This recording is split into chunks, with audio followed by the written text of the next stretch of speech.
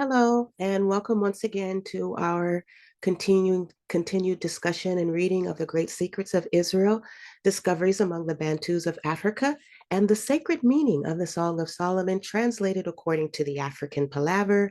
And this book was written by the beloved Pastor Thomas Vanda Odemba.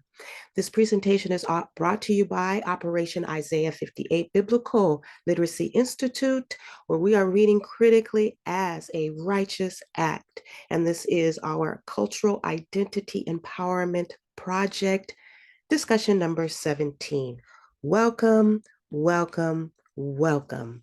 So glad that you have come and decided to continue the conversation and discussion and be a part of the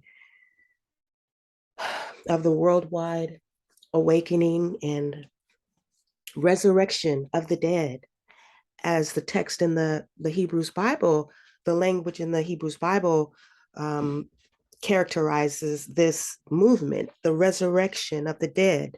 And in real time, I believe this is what that looks like. And so we want to continue and to get right into the study, into the reading. And I want to always kind of preface our conversation for those of you who are just now coming for the first time might wonder, well, why? Why are we reading The Great Secrets of Israel, Discoveries Among the Bantus of Africa?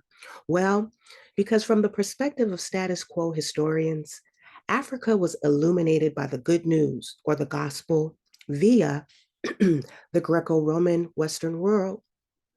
And this inherent view suggests a considerable dependence of our people, Bantus we are called, now we know, Bantu Africans, and Bantu Africans of the diaspora, as well as all of humanity, on the West interpretation of the Hebrew biblical text. Biblical interpretive power by specifically Black folk, Bantu Africans, and Bantu Africans of the diaspora has been undermined under the insistence by the Western Academy that their readings are universally valid, whereas their interpretations are in fact a product of Western capitalist assumptions in their pursuit of happiness as it relates to individualism as an economic philosophy. And I like to point readers and lifelong learners to these works, these books, published works, very widely known and published works, Power and Privilege by Linsky, Fable of the Bees, Bernard Mandeville's, and The Wealth of the Nations by Adam Smith, and also Capitalism Must Die. I'm going to put that up next, by Stephanie McMillan. So, but now we understand that the significance, some of us understand that the significance of interpretation must be done within a specific context. Context, context, context. I didn't understand that until I started to study literature when I was in college, about reading in context and not having, you read a work and then you come up with, they say, well, what does that mean? And you come up with your own private interpretation of what you think that text means. And my professor said, no, that's wrong. And I was insulted. I said to myself, how can he tell me that that's my interpretation? If that's how I read the work and I say, okay, this is what it means to me, then how can I be wrong? But I didn't understand that when you're interpreting text, there's laws that govern interpretation. And one of the laws is that interpretation must be done within a specific context. And so we now understand that as that which analyzes the Bible, the biblical text, from the perspective of a de-Hellenized worldview and culture. This is a premeditated epistemological critique and reread of the scripture, with the aim of not only understanding the Bible and God in the Bantu African and Bantu Africans of the diaspora experience, understanding the Bible in our experience as Black folk, slavery, being enslaved, and the institution of the anti-literacy laws, and the fact that we have inherited the legacy of illiteracy, and how all of that plays a part in understanding the scriptures and rereading the scripture and understanding our place and where we fit in the puzzle. And so it is a reread of the scripture, with the aim of not only understanding the Bible and God in the Bantu African colonialism, the colonial Africa, and the colonial African mind, Bantu African mind, decolonized now, coming out of the decolonized mind. And Jesus Christ, he said it best, being born again. Um, and the experience and culture, and also to break the hermeneutical hegemony. I always get that word wrong. It's hard. Hegemony and ideological stranglehold that Eurocentric biblical scholars have long enjoyed. So, in a nutshell, what does it mean? What does that mean in a nutshell? That we are taking the Hebrews Bible out of the hands of Greco-Roman Western culture. That's what all that means in a nutshell. Taking the Hebrews Bible out of the hands of the pagans, right here. All this, taking it out, and doing our own research and rereading it and going back. And so in that endeavor, um, we begin to enter into scientific method the scientific method, as most of us are very much well aware of.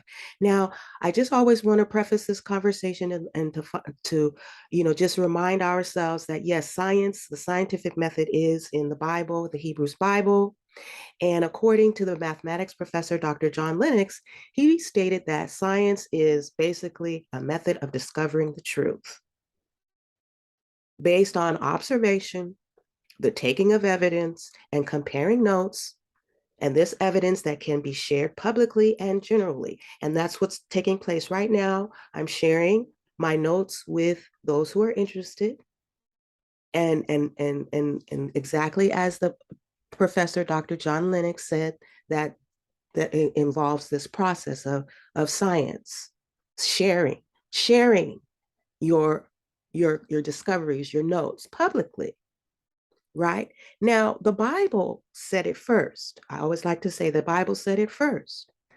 That in Second Timothy chapter 2, verse 15, it states this: to study. Study to show thyself approved unto God, a workman that need not be ashamed, rightly dividing the word of truth. And if we look up that word study in the dictionary, it simply means the devotion of time and attention to acquiring knowledge on an academic subject, especially by means of books. And the second definition is a detailed investigation and analysis of a subject or situation. So if we were to insert this, I love the dictionary and looking up words in the dictionary because it opens up more language and more understanding of what's being articulated. And so if I were to insert some of this language into this scripture, it would read something like this: spend a devotion of time in acquiring knowledge and doing a detailed investigation and analysis, especially by means of books, to show thyself approved unto God. And when you do this, you will be able to rightly divide the word of truth. It's very simple. Now, so we believe, I've been in circles where, the Bible only, and that's good. I'm all for the Bible only, but we have to also in order to study, we have to bring in some books. And so that's why we're not against reading books, because the Bible admonishes us to study. And in that endeavor, we must bring in books, reading books, right? All right. Now, another scripture in 1 Thessalonians 5, verse 21, it says to prove all things and to hold fast that which is good or true. By analysis, we know that whatever is good, according to the language of the text, thematically, it's truth. So here we see that same language being used in the definition by Dr. John Lennox in this definition of science, truth. We know when you're proving something, you're providing evidence, right? And then finally, in Romans chapter 12, verse 2, it says, and be not conformed to this world. And we know by analysis that this is a figure. We went over that in the previous videos, the figure of synecdoche, where this world means not the literal physical world, but the Greco-Roman Western pagan civilization. That's why here it says the Romans. So be not conformed to this world, the culture, this culture, the Western Greco-Roman culture, their worldview, their ideology. This means, if we break it down even further, the value system. That's this world. But be ye transformed by the renewing of your mind, the intellect, that ye might prove, get evidence, what is good, what is that good or true and acceptable and perfect will of God. And so, because of these admonishments in the text, we know that it is truly, reading critically is truly a righteous or a just act. Now, you want to bring in some definition, a little bit of this word truth, and we're using the word truth according to the Strong's Concordance, and it states that it comes from this 227, 225, true to fact. Some of you out who are Bible scholars, true to fact, reality. That's the definition according to Strong's Concordance. It's synonymous for reality, the opposite of illusion. Okay, so when we talk about truth, according to the biblical text, because we have some out, who are trying, who are saying that, well, your truth is not my truth. And that kind of conversation, well, that's your truth. I've heard that.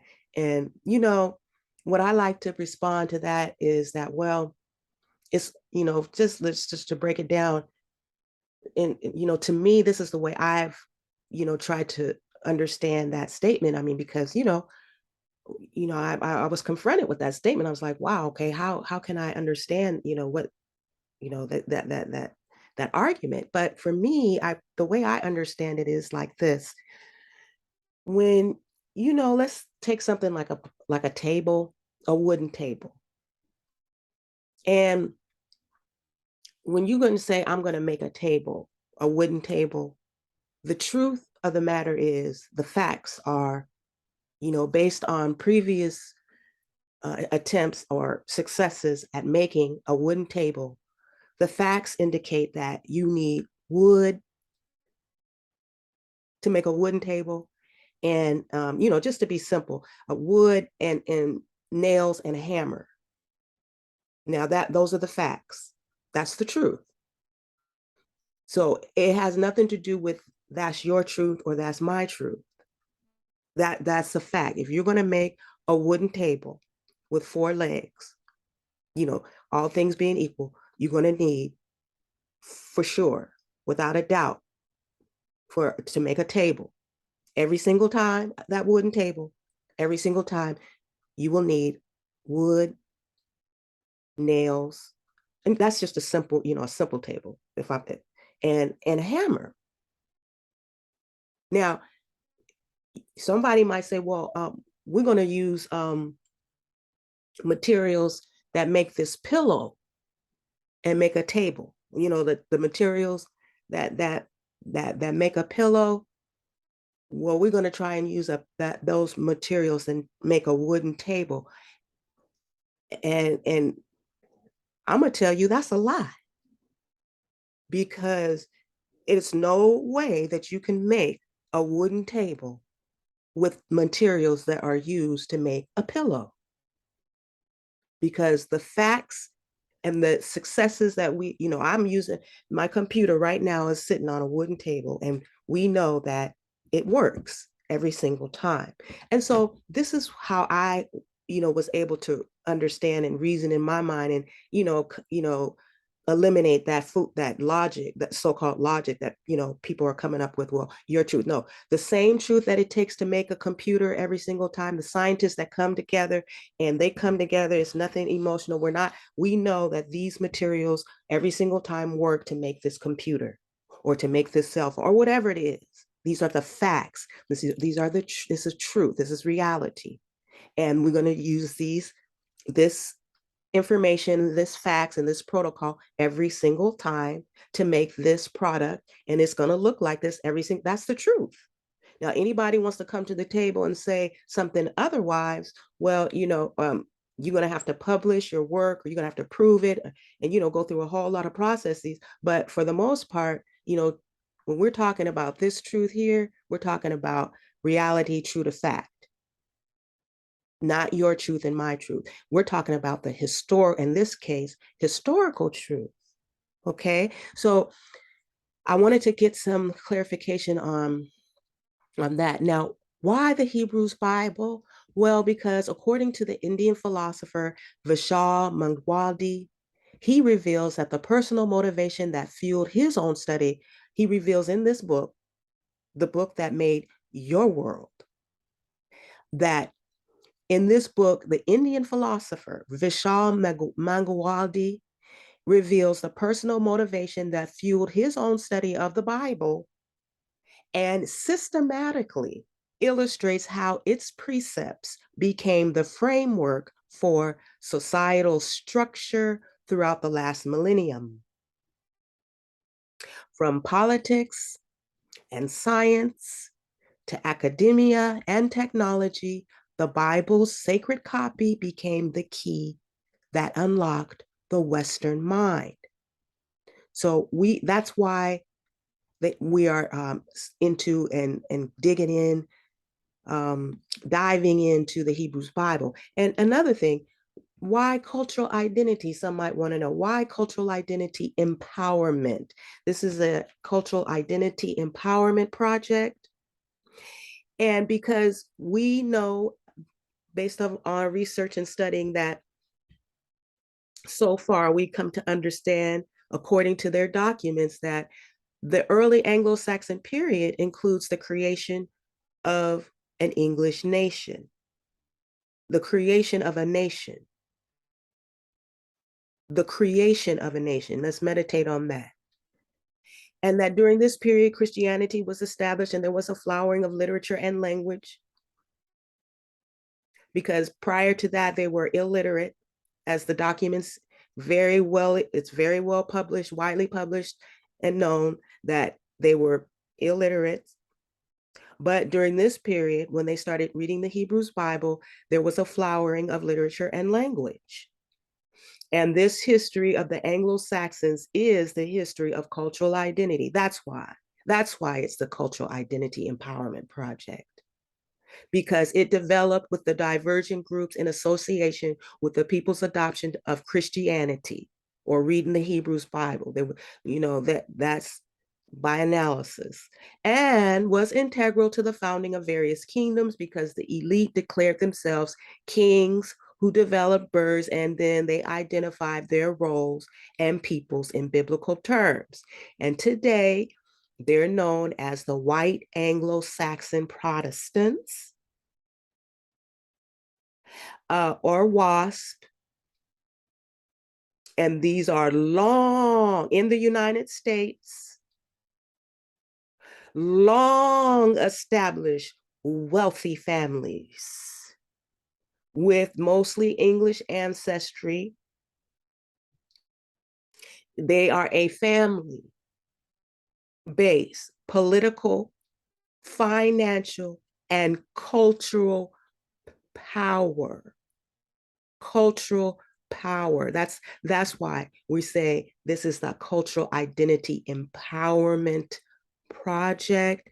And we also found out through our studies, our detailed investigation and analysis by Miss Deborah Hellinger, that in her thesis, she reveals how the Old English vernacular, the works by King Alfred and Elfric, in a wider historical context, there's that word again, to reveal how the Old English vernacular and the connection to the Old Testament Israelites aided in the creation of an identity for the English people and gave them legitimacy.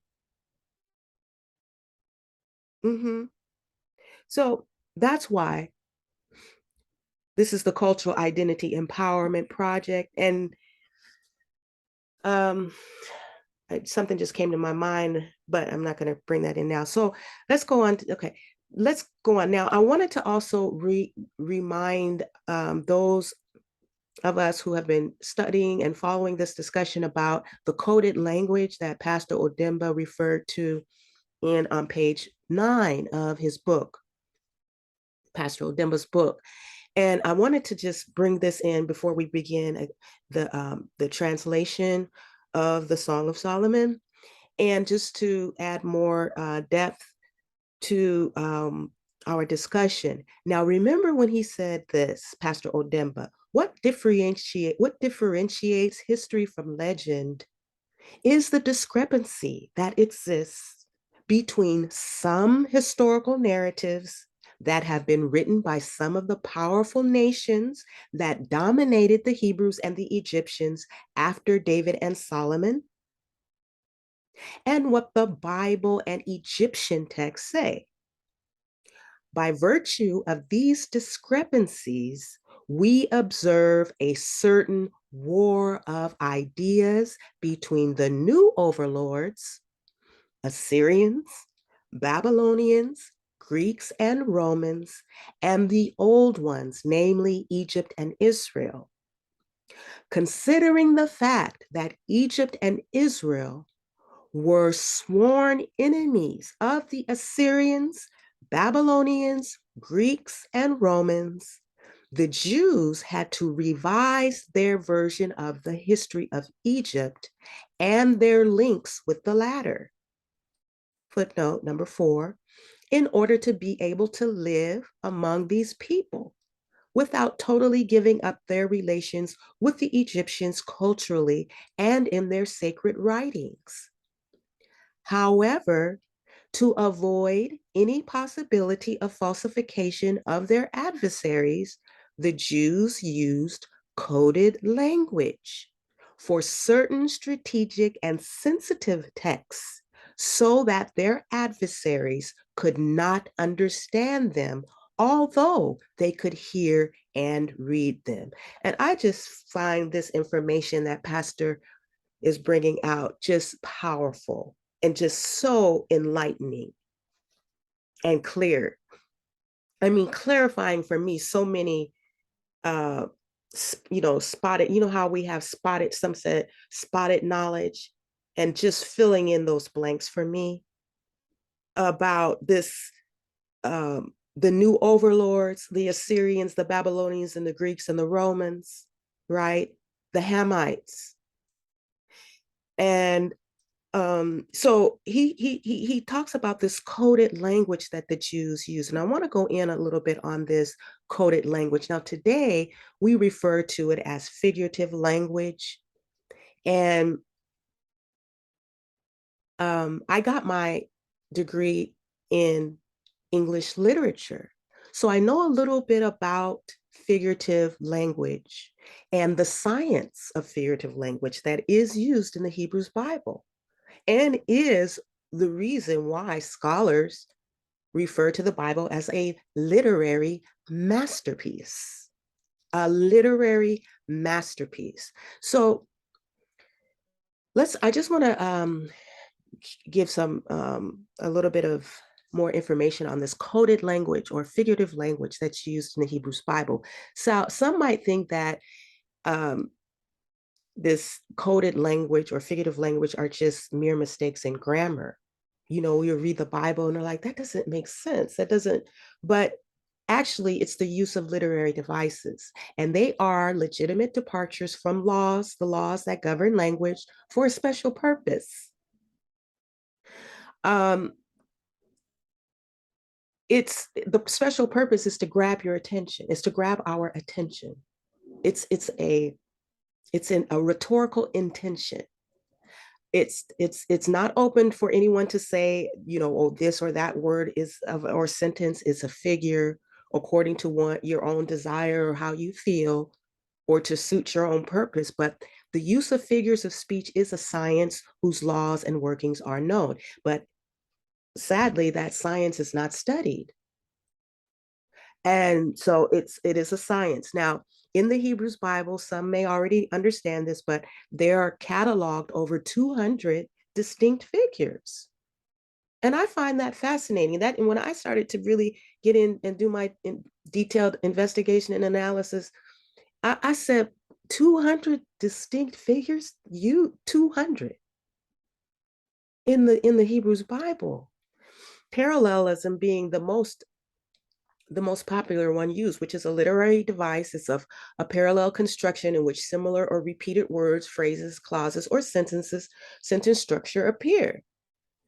You know, parallelism as a literary device in the Hebrews Bible. It's not just, oh, they just repeat. No, it was intentional to grab the reader's attention, like, look, pay attention to this information. Now, for example, you know, talking about this coded language here, the sun, moon, and stars imagery and language that's used throughout the Bible. Now, some would have us to believe that, you know, this preacher says that it's the end of the world prophecy. Doomsday is on the horizon because of the sun, the moon. In this scripture, the sun shall be turned into darkness and the moon into blood before the great and terrible day of the Lord. All right. And here I found this uh, on a blog spot from the Islam blog spot. Um, he says that there is no doubt that our earth is dying day after day, hour after hour. The earth nears its end. And like all humans and every living being shall inevitably meet their end. And he uses this scripture in the Bible um, about the sun, moon, and stars. You know, the moon turning to blood. They have this image right here. Now, is this the literal end of the physical world, or we want to know, is this coded language, and we want to find out, you know, the coming four blood moons. You and here on the cbnnews.com, I found it a title of an article: signs in the heavens, blood red skies in China, a super flower blood moon in the US, and the biblical end times. So let's look into this a little bit more. Now, Some of you already know about the figurative language hyperbole or exaggeration. Hyperbole. Some of you already know about this, the use of this rhetorical or literary device. And it means when more is said than is literally meant. And we're going to find out that this coded language, is sun, moon, and stars. Why? Because when you read critically and analytically, you find out that this same language, sun, moon, and stars, the first time it was used is in the book of Genesis, chapter 37, verse 9 through 10. And this is the first time we read about the sun, moon, and the stars, the darkening. And this is when the sun, moon, and stars means that we find out as we read that story. um, when you have your time, go and read it, but it means that it represents the leaders or eminent persons, Jacob and his wife, and Joseph 11 brothers, because when Joseph relates the dream to his father, Jacob, that the sun, the moon, and the stars made obeisance to him, we can see that Joseph's father, Jacob, had critical, literal, and analytical skills, because he immediately says, shall I and your mom and your brother, shall we all bow down and worship you? So he knew that image that Joseph, the language that Joseph used in referring to his dream, was not literal. It wasn't meaning that the literal sun and the literal moon and the literal 11 stars were going to bow down. But his father knew exactly, he could analyze the dream. He understood it wasn't literal, that it represented leaders in the clan, in the family. So this is the first time that this language is used. So now we have precedence. We can now know that every time this language is used, we can say, maybe it's also being used like in this scripture, Isaiah 13, verses 9 through 13, where it's also the phenomenon is the darkening of the sun, moon, and stars, and the shaking of heaven and earth. And, when you go back and you read the whole chapter in context, you find that it's referring to the fall of the government or leaders of Babylon. Government means the leadership, the leaders. That's that we can safely come to that conclusion because of this precedence here. And then if we go to Isaiah chapter 24, verses 19 through 23, we also have this language, sun, moon, and the earthquake. And when we read in context, we find out that it represents or symbolizing the fall of the leaders of Israel and the beginning of the Babylonian captivity.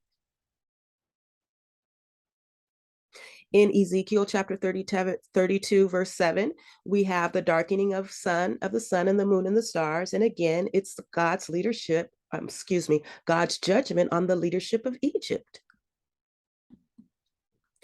In Joel chapter, one moment, please.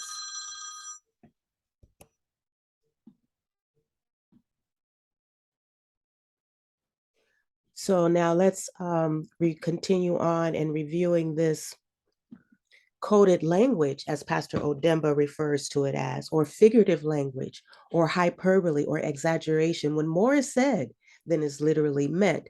And we see this also referenced in Joel chapter 2, verse 10, the dimming of the sun, this language of the sun, moon, and stars, the quaking of the earth and of heaven. And we know that by analysis, it's symbolizing or coded language for the Assyrian invasion of Israel.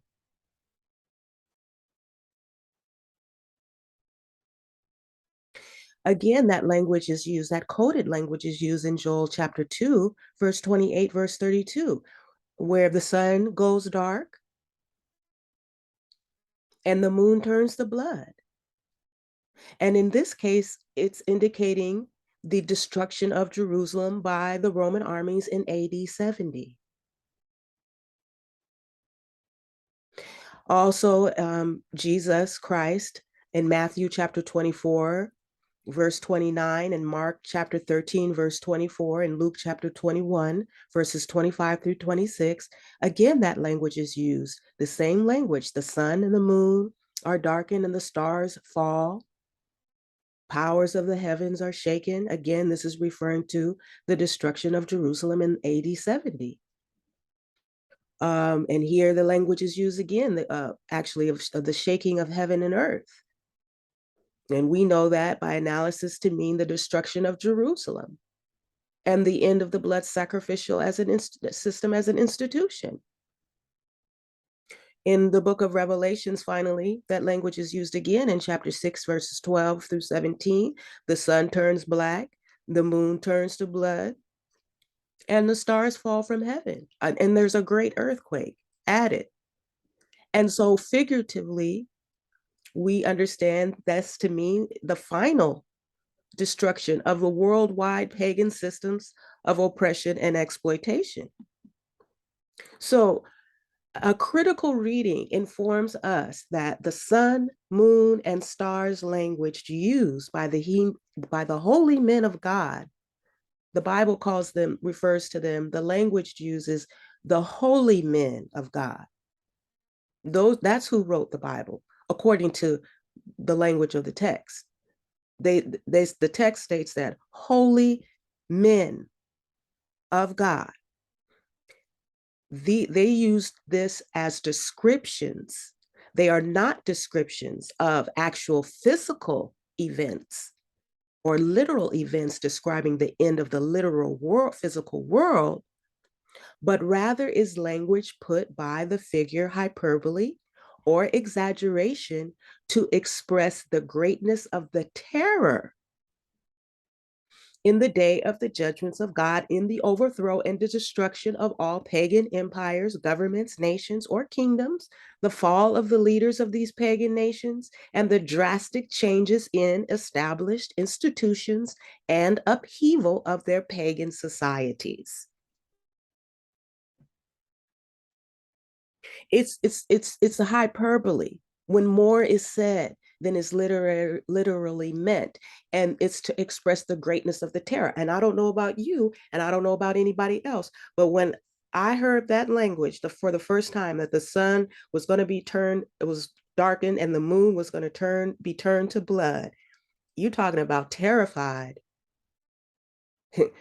That, I mean, I was shaking in my bones all my life, looking for that blood red moon, because it's that language. I mean, but as we know that when the holy men of God used this language, it's for a special purpose, because it wants to draw your attention to something very important.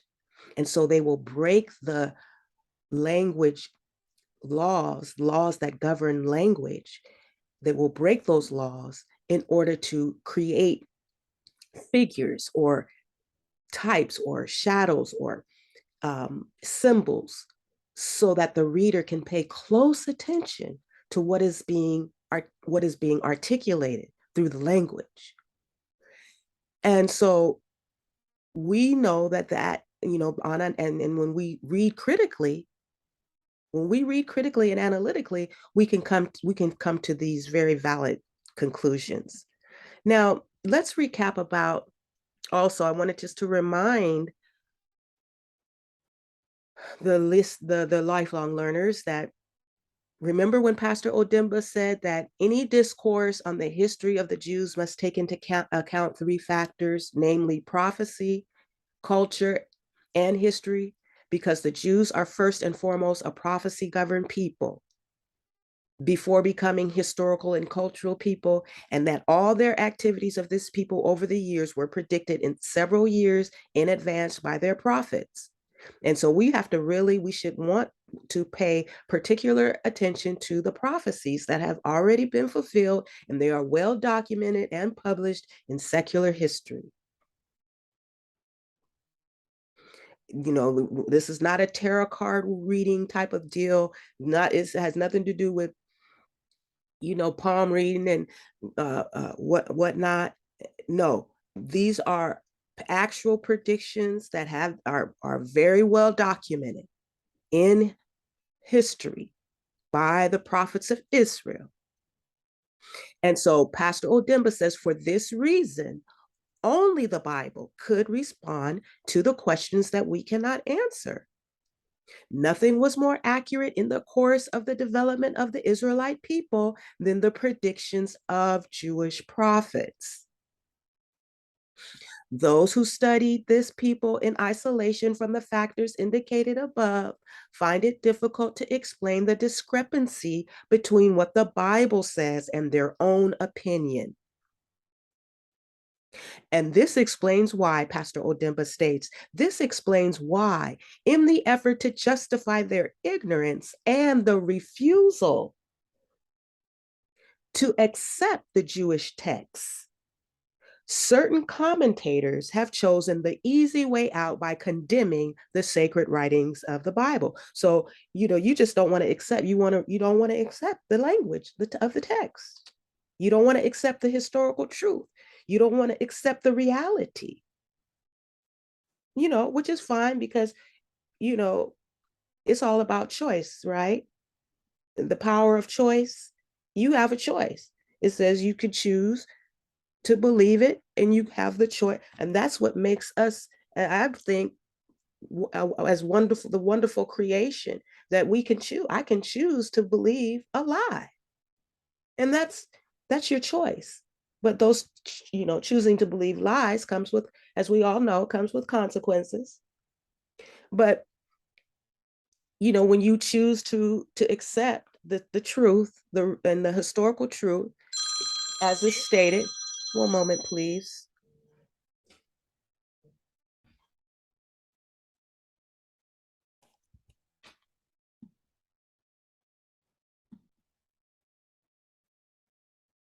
Okay, please forgive me for that. I apologize. I had to answer that. That was my son, and but I turned it off, so it won't be any more interruptions. So let's finish our discussion.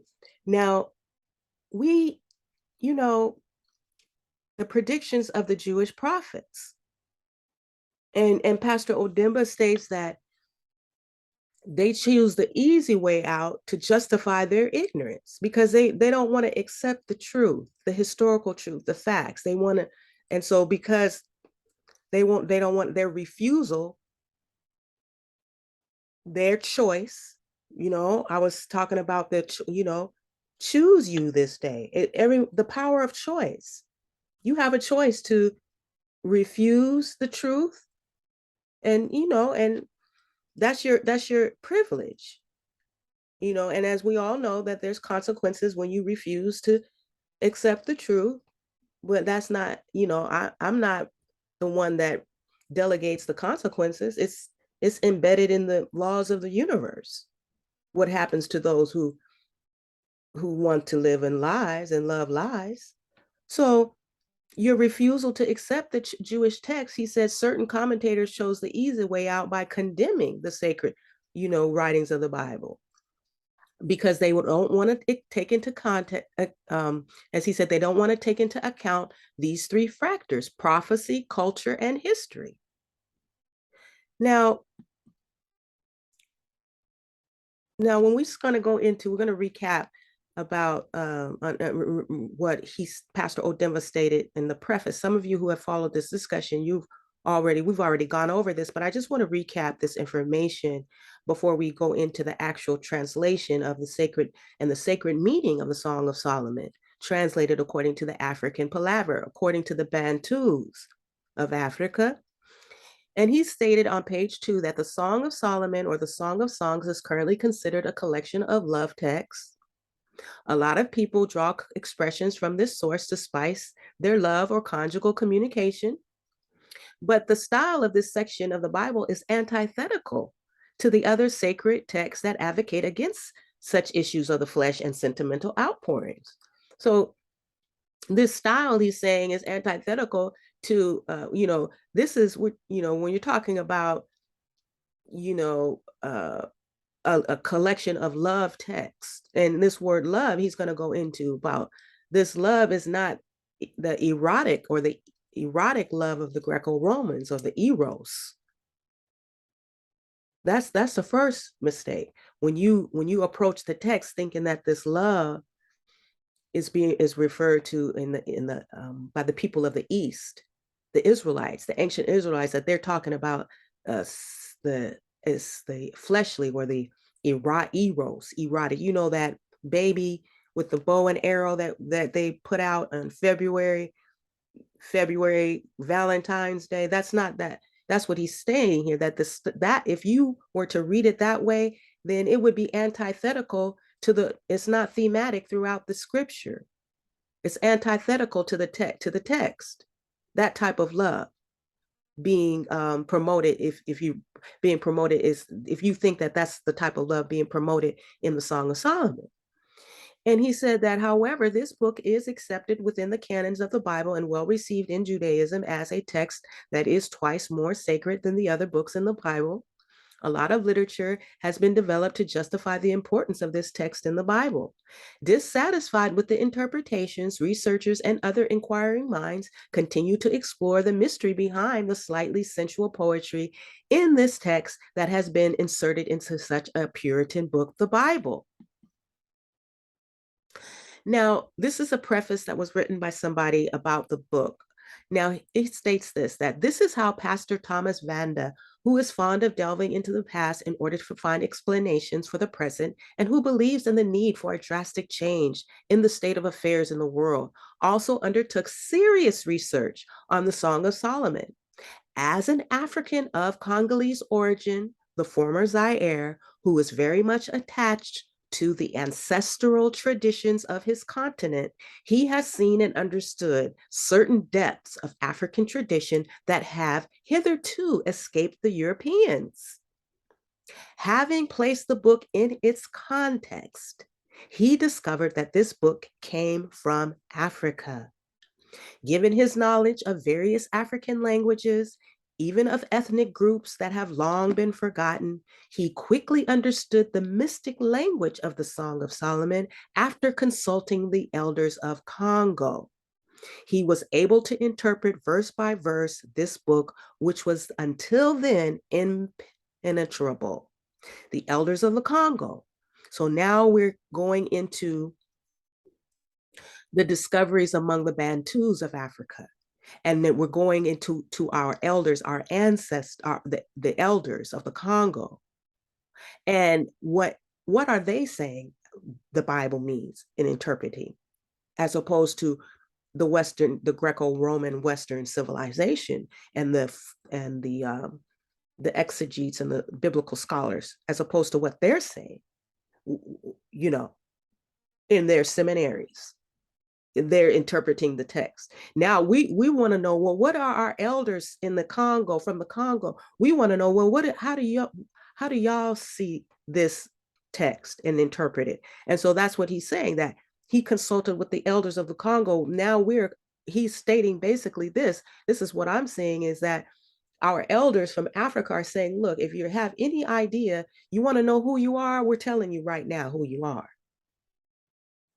We no longer have to believe and listen and accept what the Greco-Roman Western civilizations, racist, pagan scholars are saying who you are.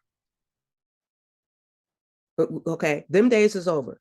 Our elders have spoken. They're speaking now. They're letting you know. They're documenting the information. Pastor Odemba, he's publishing the research. He's letting you know, look, this is what is being said by your elders in Africa, who we are. We're from the line of Joseph, a line of hereditary rulers. Okay. And this is why we're reading this information. It's a reread, and we're taking this Bible out of the hands of the Greco-Romans, all right? The Western civilization, the East now is speaking. Now, it also goes on to state in the preface, and we've already read this, but we're just recapping. Now, by virtue of this new understanding, okay, this is a new understanding, the readers will find explanations on a large part of Jewish history within which features prominently the glory of Solomon and Africans. in the history of Israel. Mhm. Those who believe in the fragility of the world as expressed in the scriptures will find in this book a lot of information that will profoundly change their perspectives on the Song of Solomon. This book appears to dwell on the past. However, in the course of this interpretation, it is perceived as the basis of the future of Israel and capable of restoring on the international scene a book that people find difficult to understand. Now,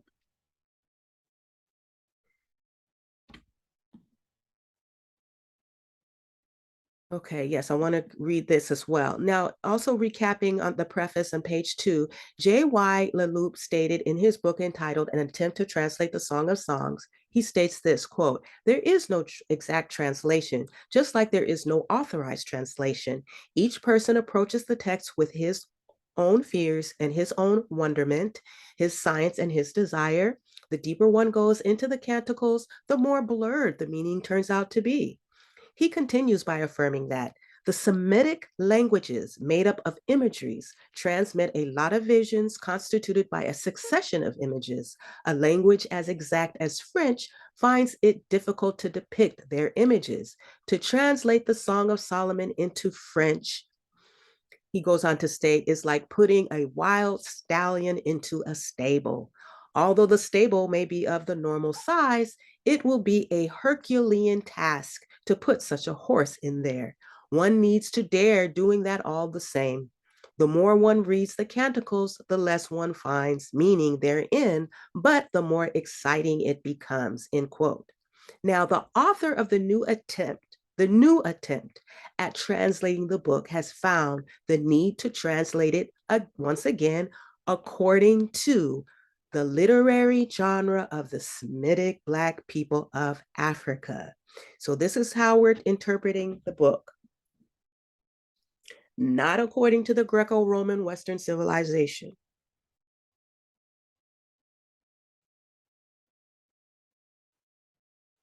That's what Pastor Odemba is stating. It's being a, again, we're going back. Let's go back and reread.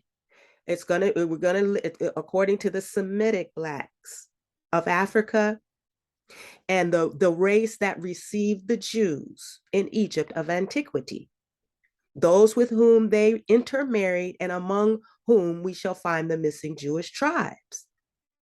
So here again, we're remembering that Pastor Odemba is highlighting the fact that all of the Egyptians were not Hamitic. There were Semitic Black Egyptians. And I got to remember the time he said there's only 3 periods in which the Hamites show up in the historical scene where Hamites were in Egypt. But all the other times it was a Semitic Black race that was inhabiting Egypt. Some of you who followed this conversation, you remember that discussion where he talked about that. I don't want to get into that right now because this is kind of a long, we want to continue on, but so, and he goes on to state, this individual who wrote the preface to the Great Secrets of Israel on page 3, of course, each time that Israel was attacked, her people went to live among the Black people, just like when Joseph and Mary, the angel came, when Herod, the Hamite, made the law and the legislation to kill all the men, the boys that were born, the angel appeared and said, go to Egypt. That's where they always went, around the other blacks. They said each time the Israel was attacked, her people went to live among the Black people, the Semitic blacks.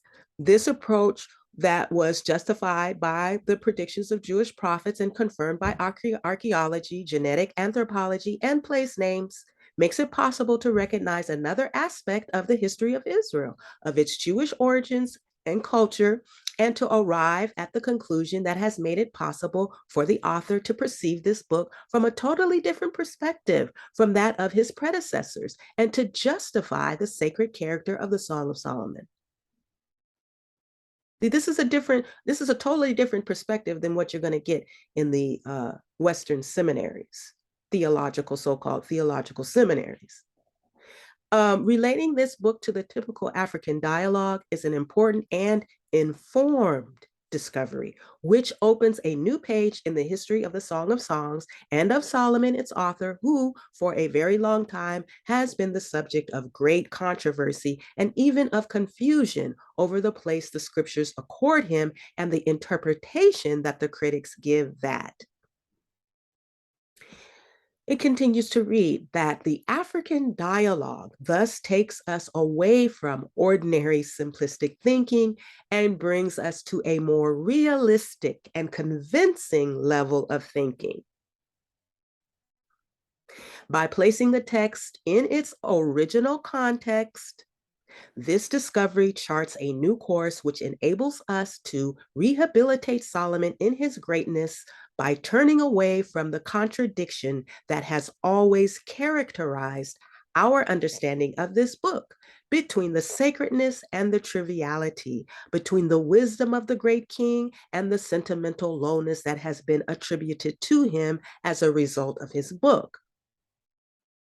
The author explains each image, symbol, and expression used in this book and the relationship within its context, cultural context. He situates the era of King Solomon within its historical frame and thereby gives us the possibility to compare the text to its interpretation. All right. Now, in the introduction, this is a recap again. Remember when in the introduction on page 4, it was reading that the interpretation of the Song of Songs that has hitherto been accepted depicts it as a love novel between King Solomon and his fiancée, the Shulamite, which is the Black from Egypt, in front of an assembly that is composed of the Shulamite, Solomon, the court official, the girls from Jerusalem, or the daughters of Jerusalem, inhabitants of the gardens, and friends. Now, it states here in the introduction of this book that, however, was the real story simply that of a personal love narrative of the great king? And that's what I used to think. I remember when I first started reading, when I first read, I was like, what's going on here? It was so confusing to read it. But, again, when you have the lens of the Greco-Romans and Western civilization, you think everything is about sex. And all this that's going on in sex sales, using it to sell merchandise. And we see all what's going on. That's the Greco-Romans. It's all about the flesh and promoting of it. But that's what you haven't been totally renewed in your mind, and you read the Book of Solomon, you're like, huh? Okay. So this is a controversy. Most people think that he says, is this a real story? It's simply that of the personal love narrative of the great king?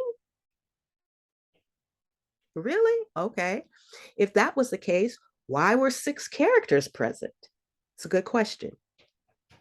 What was the role of each of the people in this love affair of the king? What was the essence of the intervention of the ladies from Jerusalem in the personal, sentimental, and intimate narrative of the king? Was the real story in the form of a drama?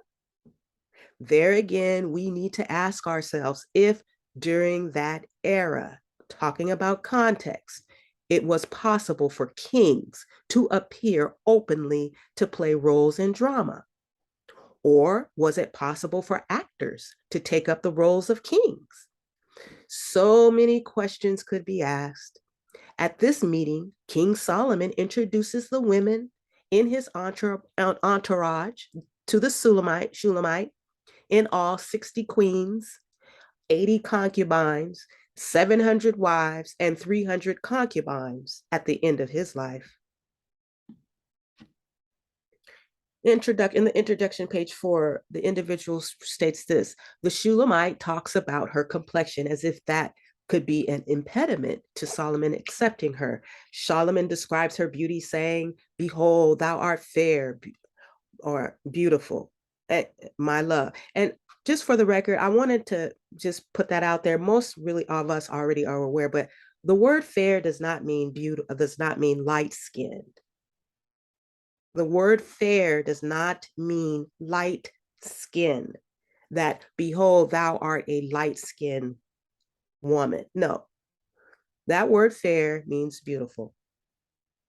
And that beautiful could be a light skin, a dark skin, or, beauty is in the eye of the beholder. But I know we always grew up to believe that when you said a person was fair, it meant that they were light skinned. So, of course, when you go and read this in the Bible, behold, thou art fair, you're like, a light skin again? Okay. But no, so, behold, thou art fair, my love. Behold, thou art fair. Thou hast dove's eyes within thy locks. Thy hair is as a flock of goats that appear from Mount Gilead. Song of Solomon 4:1. Now, someone who is described in this way is not at first sight the most beautiful. What kind of beauty is Solomon then talking about when he says that she is the daughter of his mother, his sister, his beloved, and exhorted the young ladies of Jerusalem by telling them, quote, "That was where you came from. That was where your conception took place," end quote. This information could lead us to believe that the young ladies of Jerusalem, or the daughters of Jerusalem, were conceived by the Shulamite, hence the complexity of the text that renders its interpretation difficult. Even if we should take it as the expression of God's love for his people, the intervention of the young ladies of Jerusalem, the officer from the king's guard regiment, the friends, and the invited guests do not seem to have any justifiable explanations and representation within divine counsel. A very pertinent question arises. What was the major reason of writing this book during that era? And why was this text associated with and placed over and above the sacred text books of the Jewish canon? Now, this is the introduction on page 4, recapping. Apparently, there are no other reasons than those related to the love adventures of King Solomon. Yes, that's if you read it according to the lens of the Greco-Roman Western civilized pagan civilization.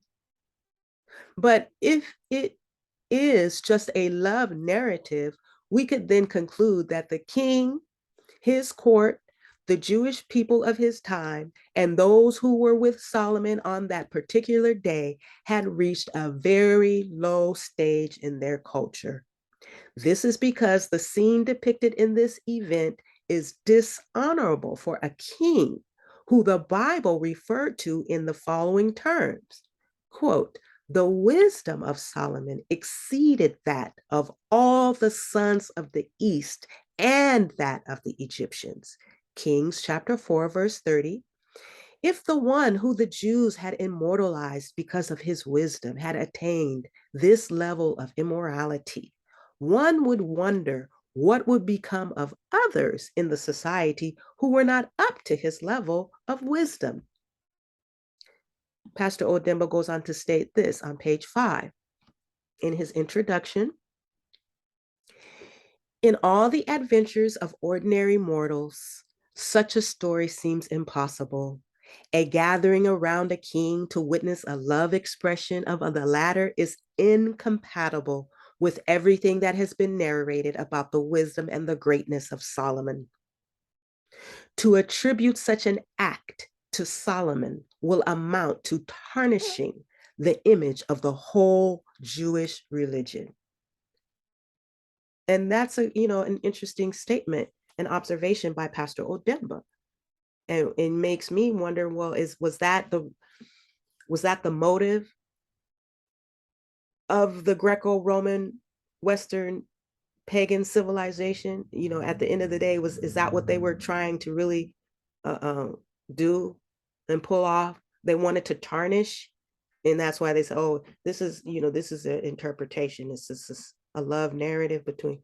I mean, it makes me wonder: was that the intention? Maybe. to tarnish the image of the great king. The question, however, persists. Pastor Odemba states, under what circumstances was the book written? Okay. And what was the event that underscored the importance of writing this book to the extent that it has been associated with the sacred books of Israel? Apparently, nothing sacred was mentioned in connection with the Jewish people, the Eternal One, and the other people. Apparently, according to their, let them tell it, as they say. And Pastor Odemba goes on to state in his introduction on page 5, the translation of this book is hardly credible when approached from the Western or modern perspective. Considering the fact that the Jewish and European cultures differ significantly in terms of time and far apart as regards to their geographical locations. Probably it is because of these reasons that certain interpretations of biblical texts have been found to be distorted. And that's a very nice way Pastor Odemba is saying that, maybe this is the reason why they didn't get it quite right. Maybe that's, probably he says, maybe it's because of these reasons. I would give you the benefit of the doubt. It wasn't intentional. It wasn't intentional. It's probably because of, the Jewish and European cultures are so different. They just couldn't get it. Right? Okay. Now, what else? Now, the exclusion of the culture. Pastor Odemba goes on to state that the exclusion of the culture of African people of Egypt, he states, who had influenced the evolution and the formation of the Jewish culture during the time of Moses and even later, was also a major shortcoming. The identification of this people and the understanding of their culture are factors that could facilitate the analysis and the understanding of certain biblical texts, which cannot be understood from the perspective of, again, Western culture.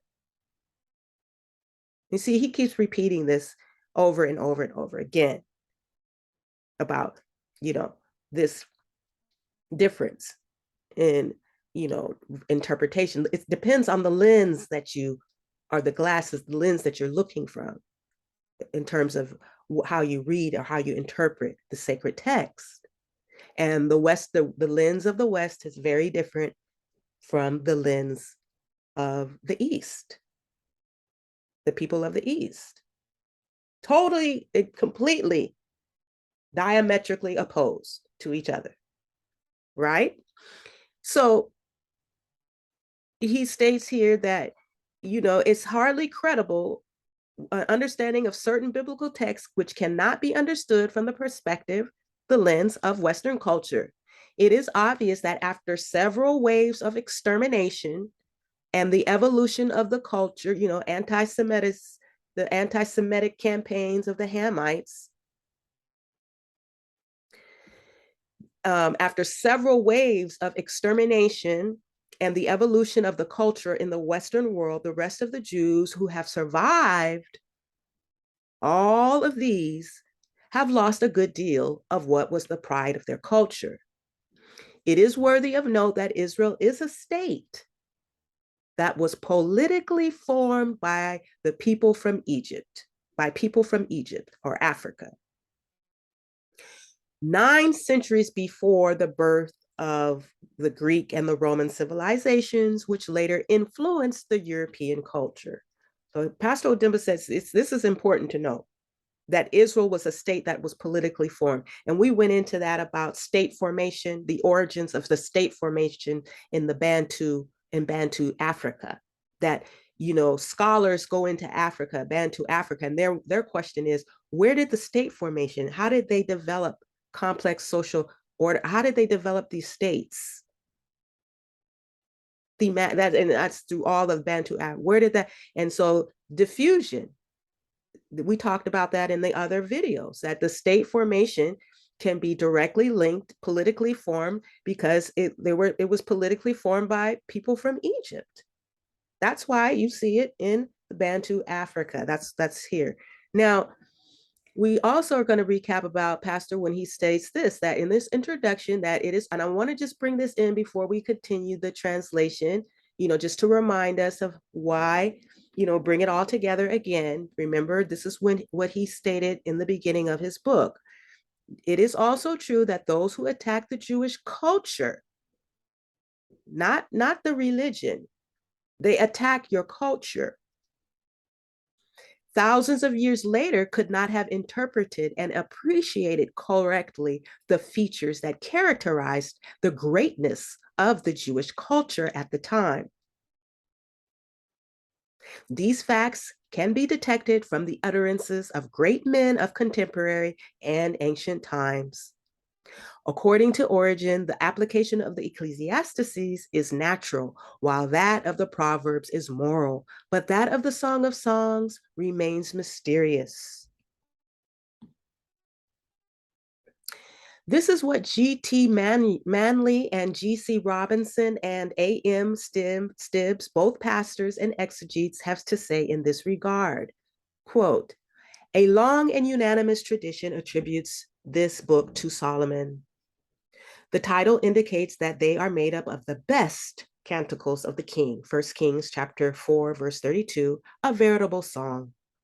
A lot of the uncommon words of the canticles are names of plants, animals, and products that were imported from Palestine and Lebanon. For the readers, Solomon is considered more as the hero of the text than its author. As an ingenious hypothesis, the text is taken as a prophetic narrative that was written to sanctify the debauched king. Yeah. So he's saying this was an ingenious hypothesis that if you consider that maybe the text was written to sanctify the debauched king. The Jews said that he wrote the book during his youth. In the Hebrew canon, this book is found among the Ketubim scripts after the Psalms, the Proverbs, and Job. This shows that it is one of the important books.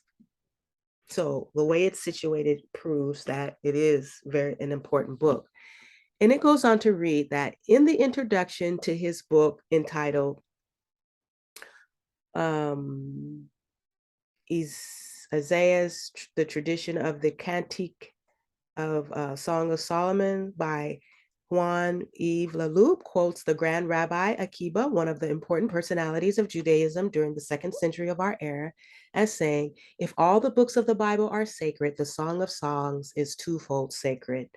The author states that for Zohar, the Song of Songs constitutes the summary of the whole Bible and all the creation work, the summary of the mystery of the patriarchs, of the slavery in Egypt and the liberation of Israel, that of the canticles sung during the crossing of the Red Sea.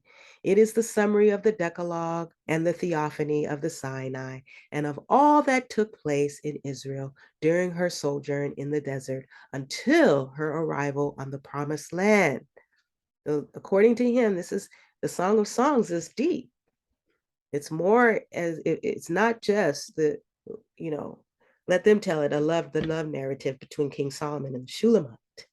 Now, on page 6 of the introduction, it goes on to read that the Song of Songs contains all that took place and that will take place. This is according to, for Zohar, the scholar, Zohar. It's the Song of Songs contains all that took place and that will take place. It's a prophetic book. Continuing the same train of thought, Oscar Pafuma, quoting S. Summerun in his book entitled The History and the Culture of the Black Africans, page 24, states that, quote, we believe that the ancient Egyptians had resolved the problem of meaning in a very clear manner, and that the Greeks, their students, got confused when they tried to hide the origin of the discoveries made by the knowledgeable Africans. I mean, just the disrespect. I mean, that's the problem. I think the major problem that needs to be addressed and reckoned. It's the disrespect. It's just the disrespect. I mean, you learn something from your teacher or your professor and your master, and then you go around and then you don't want to give honor to whom honor is due and credit to whom. I mean, that's just so disrespectful. And that's what we're dealing with today, the disrespect. Nobody is hating on nobody and saying, no, who's better and who's the best and not. We're addressing the disrespect. This society and this culture is so disrespectful. And it just, there's no pretty way or nice way. And it must be said. It's all about respect. I heard this one of our mothers, she said in a TikTok video somebody sent me, and she was just going on, I bless her heart. She said, it's all about respect at the end of the day. And so it's Pastor Odemba says that the Egyptians had to resolve the problem of meaning in a very clear manner, and that the Greeks, their students, got confused when they tried to hide the origin of the discoveries made by the knowledgeable Africans, and therefore could not keep all the components of the solution found by the latter. And so that the paradoxes expressed by Zenon and Plato and the Stoics, etc., are from this standpoint offshoots of the very elaborate theories of Black philosophers. So they don't want you to know that. Plato and all them, they got them from Black philosophers. All right. Now we're not going to get all into that. He just wants to bring that out.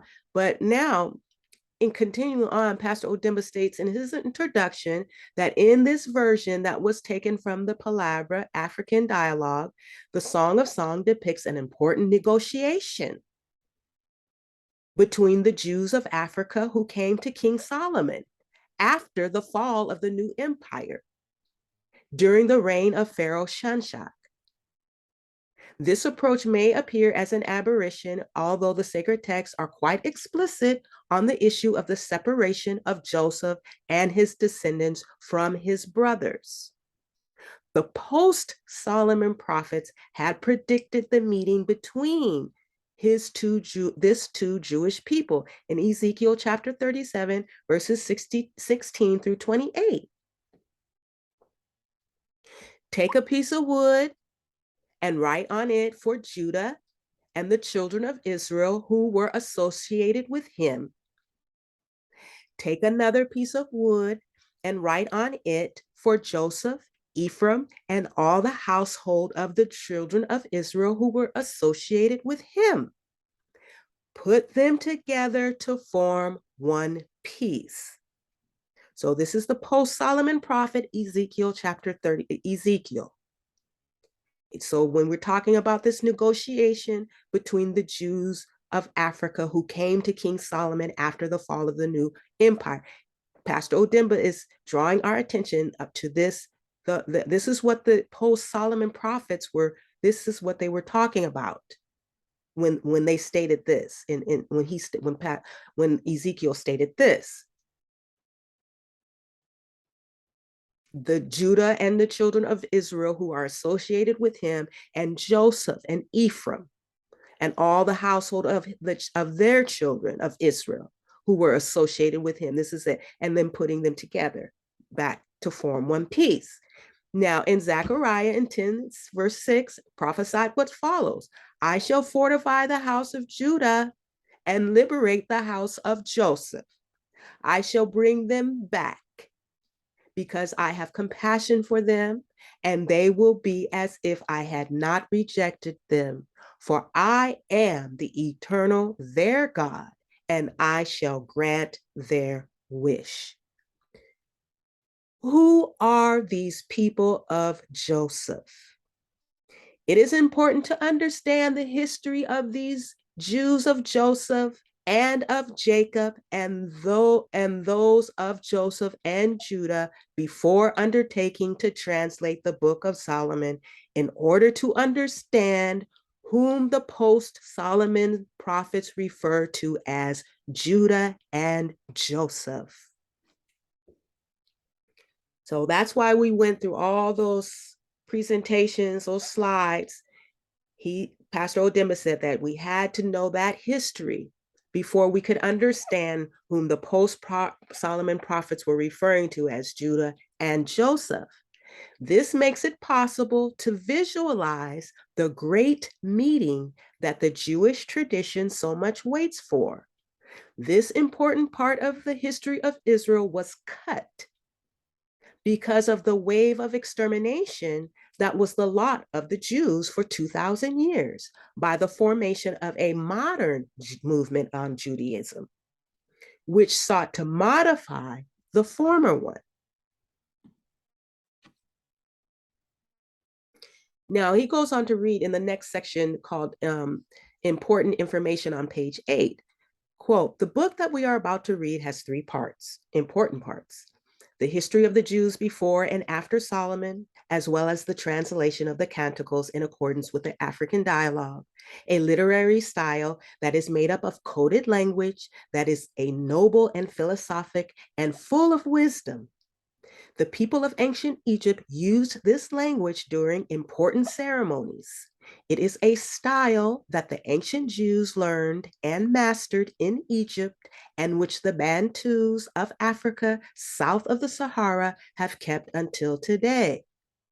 The history of the Jews has been featured in this book so as to justify the connections between the expressions in the Song of Songs and the period that preceded the writing of this book that is twice more sacred than all the sacred books in the Hebrew canon. This approach will help illustrate the important place it occupies in the ancient Jewish tradition.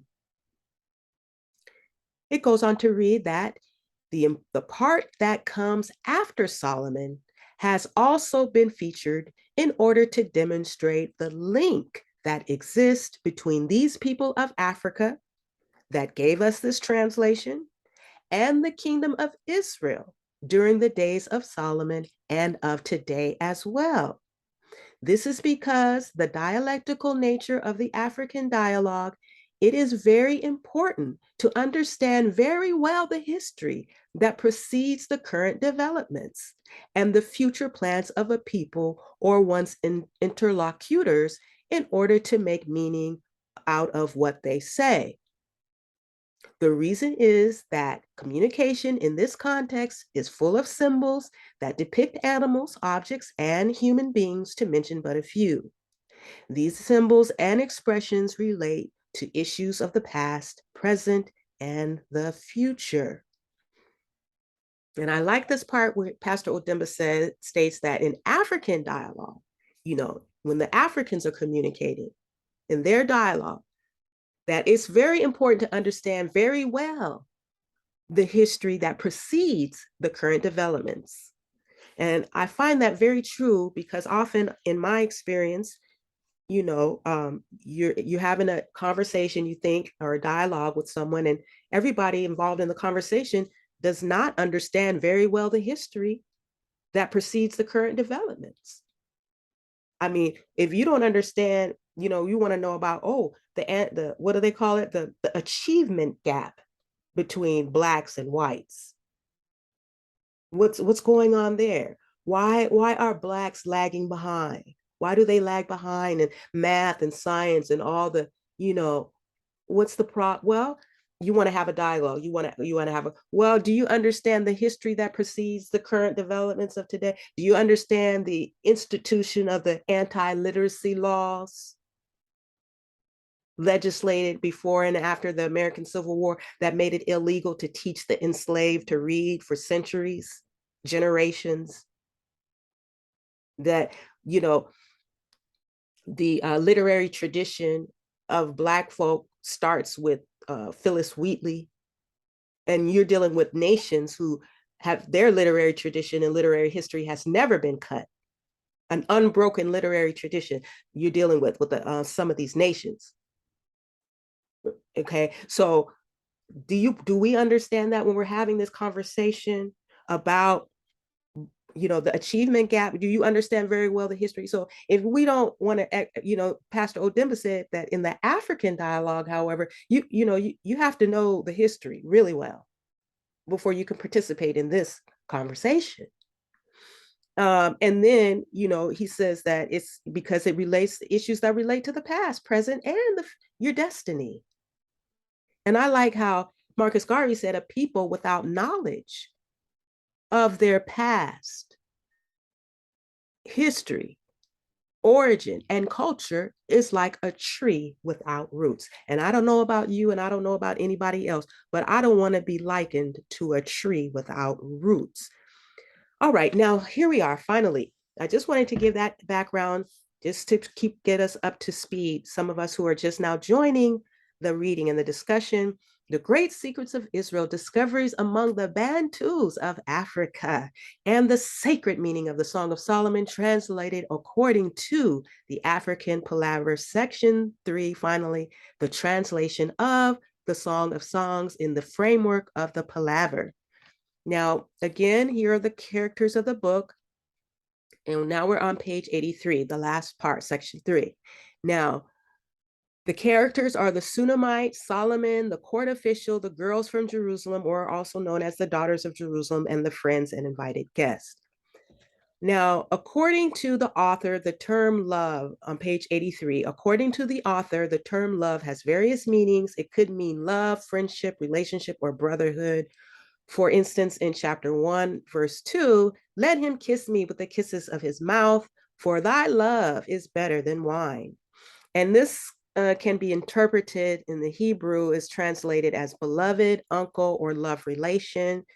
And for example, I charge ye, O ye daughters of Jerusalem, by the roes and by the hinds of the field, that ye stir not up, nor awake my love till he please.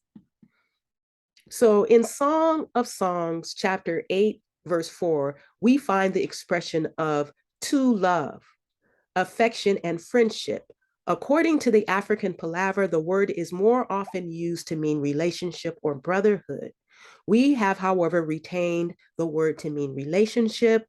The exegetes also draw our attention to the fact that the name Sunamite, which means Lady of Peace, is the feminine form of Solomon that means Prince of Peace. This is probably an indication of a common ancestry of the two characters, right? It could also be conjectured that the two characters were probably counterparts in the course of the palaver, as was observed with the Africans. They also underscore the fact that, given the poetic nature of the text, it could not be interpreted literally. So here we're talking about genre, right? The poem as a genre, as a literary genre. That poetic nature we already know that it's not going to be, you cannot interpret it literally. All right. It is, however, noteworthy that when two people use similar names for each other during a palaver, the meaning of these names is normally related to the theme of the debate.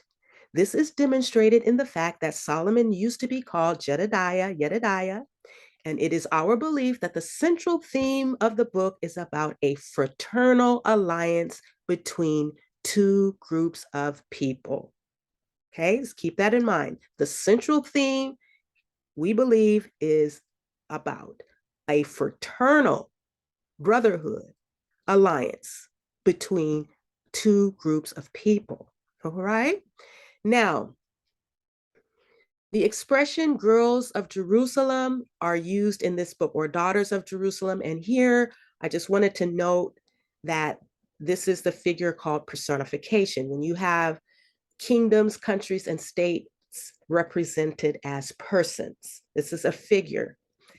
So this expression, the girls of Jerusalem, as used in this book, has often been misinterpreted using the literal meaning of the word girl. The readers fail to find out why the scriptures in this context only refer to girls of Jerusalem without talking about women, men, and boys. For what reason do girls occupy an important place, excuse me, should be place. For what reason do girls occupy an important place in this book? They address questions to the king, to the royal guard, and to the Shulamite as if these people need to give account of their stewardship to them. It should be noted that in the ancient Jewish culture, women did not have the right to talk during gatherings. Genesis chapter 46, he quotes Pastor Odemba, verse 26, and he also uses as a reference 1 Corinthians chapter 14, verse 34. Just like their mothers, the girls were also barred from speech during gatherings. However, in this book, the girls appear to play an important role than their mothers before the king. Surprisingly, the king and all the participants were obliged to respond to the question of the girls as if responding to their peers or even their superiors. In ancient antiquity and in the African palaver, the term girl symbolized the elders of a people and members of the royal courtyard who were the holders of the power of the kingdom. All right? Now, it also symbolized the various chiefs of tribes, clans, and of states that sit in council with the great king. Right? So this is here that use of personification to where kingdoms and countries and states are represented as persons. And in Jeremiah chapter 43, verse 6 throws more light on this. Quote, the men, the women, the children, the princesses, the king's daughters, and everyone whom Nebuzaradan, the captain of the guard, had left with Gedaliah, son of Ahikam, son of Shaphan, also the prophet Jeremiah, and Baruch, son of Neriah. In this passage, Pastor Odemba states, in this passage, men are separated from women and children. So here's the comma, men, the women, comma, the children. And the word girls is also separated from these groups. Let us also note that this text does not refer to the sons of the king, but rather the daughters. So here, this is when we're talking about critical analysis and investigation into the language of the text. Why is it that it's mentioning the princesses and not the sons or the prince or the king's daughters? It doesn't say the king's sons. And this is the information that Pastor Odemba is bringing our attention to when we are attempting to interpret the book of Song of Songs. And he goes on to state on page 84, in the ancient style of the African palaver, the ceremony started with greetings and exchange of pleasantries. Generally, during large gatherings, the spokesman began by explaining the essence of his role. The style of expression then gets complicated and vague imageries and expressions that are difficult to understand depending on the social standing and the wisdom of the participants, especially when it is a meeting of two families, which is in the case in this book. So here you have to be extremely wise to be a part of this conversation because they're going to start to begin to talk after they, begin with their pleasantries and their exchanges and their greetings. As the conversation progresses, only those who are extremely wise are going to begin, and depending on their social standing, are going to begin to understand what is being taught, was being stated, right? And it's the same way when you read English literature, right? When you start to read the Norton Anthology of English Literature and understanding the language that's being put forth by their authors, you have to have a vast amount of understanding and knowledge, and which is going to indicate your social standings to understand what is being stated in their texts, in their works. A vast amount of understanding and knowledge of history, right? And it's the same that goes with Pastor Odemba is bringing our attention to that in this style. It's the same way. that, the style of expression gets more complicated and vague because of the imageries, expressions that are difficult to understand, depending on the social standing and the level of wisdom of the participants. So as we study this book, Pastor Odemba goes on to state, in this literary genre, we observe that the participants are of a rich culture and remarkably wise. Mm-hmm. The participants. It doesn't make sense to go into a dialogue and conversation when you're not really aware of the social standing and the level of wisdom and knowledge and understanding of the participant. You might be beating a dead horse, as they state. Your conversation may not be fruitful because you really, who's participating in the dialogue, who's participating in the conversation before we get started. Not everybody, is equipped to be a part of certain conversations. And that's just fair. It's not being, no one is discriminating here. It's just rational, it's logic. Okay. So, but these people that are participating in this literary genre are known, they have a very rich culture and are very, very, very wise. The interpretation of this book in this literary genre makes it possible to determine the extent of wisdom and the depth of knowledge of Solomon and the Hebrews of his era. All right, we're almost there. And then the last slides that I'm going to go into is just going to be a few slides. We're not going to go into the entire translation today in this video of the Song of Solomon, just going to do a few verses of the first chapter. Now, first on page 84, Pastor Odemba talks about the characters in the book. The author of this translation demonstrates in a very remarkable manner the wisdom of Solomon and the Jews of his era in a noble and imaginative literary genre that conveys wisdom that is full of philosophy, attributable to its scholarly style. By virtue of this approach, it becomes possible to place the role of some passages that would have otherwise been difficult to put in context. In the certification of the translation of the Song of Solomon, this translation was certified by the people who are worthy of trust in this country and who know the depth of their language and culture.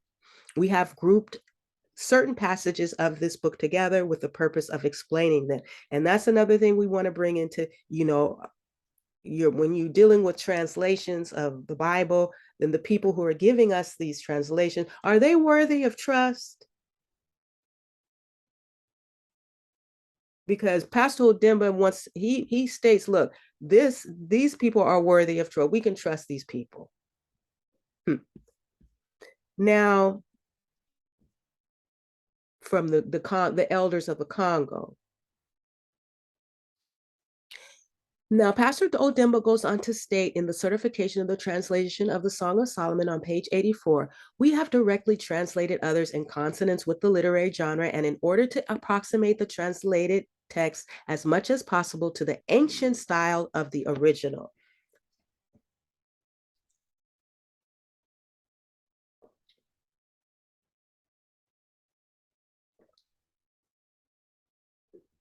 Each image in this book has a particular meaning according to the palaver. They are either related to an event or to a situation. We have considered the explanation given by the palaver in conformity with the actual history of the people of Israel, right from ancient Egypt up to the time of Solomon, so as to give a meaningful explanation to each of the expressions. The principle of the palaver requires, in the first instance, to explain the images and the expressions before interpreting the message that they seek to communicate. Okay, here we go. So chapter 1 has 17 verses, but we're only going to cover verses 1 through 8 in this discussion. The Sunamite, the first verse states, thus, I didn't let me go and add the first verse. One moment, please.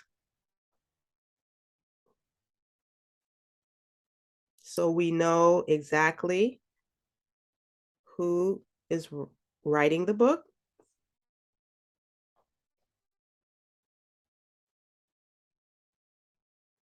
It says, the Song of Songs, which is Solomon's.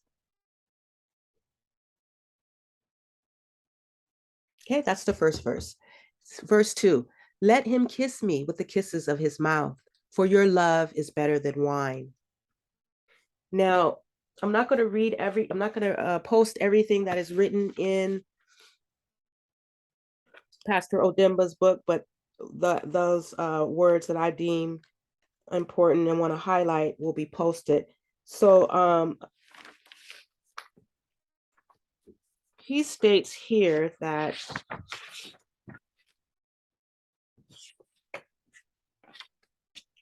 these utterances may appear unlikely during the era of Solomon for a woman to make such daring overtures to a man. Now, today, we know that's thrown out the window, but Pastor Odemba says that during the era of Solomon, for a woman to make an daring overtures to a man was very unlikely. More so when the man is the king of Israel. The question then arises, was the royal courtyard such a thoroughfare during the time of Solomon that a woman could openly put up such a solicitous conduct towards a great king like Solomon? I mean, that's how we were raised. My dad, my father, the woman, I remember when they first came out with, oh, is it okay for a woman to ask a man out on a date, or to ask the woman, or is it okay for a woman to let the man know that she's interested? I remember when they first started having that conversation, because prior to that, it was not so. Now, oh, can you ask the man to marry you? We were taught, no, no, that's not how it's done. That's how we were raised. Now, I'm just telling, that's what my experience was. And those who are from my generation, who grew up in the same, we were taught, no, you don't never ever approach a man and let him know that, that's that. I'm just saying. I'm just saying. So I kind of understand when Pastor Odemba states that a woman, he said, was the royal courtyard such a thoroughfare during the time of Solomon that a woman could openly put up such a solicitous. It was considered, and I don't even know what that means. I'm gonna look that word up. Solicitous. He put in, one moment, please, because that's some language here. Solicitous. Solicitous.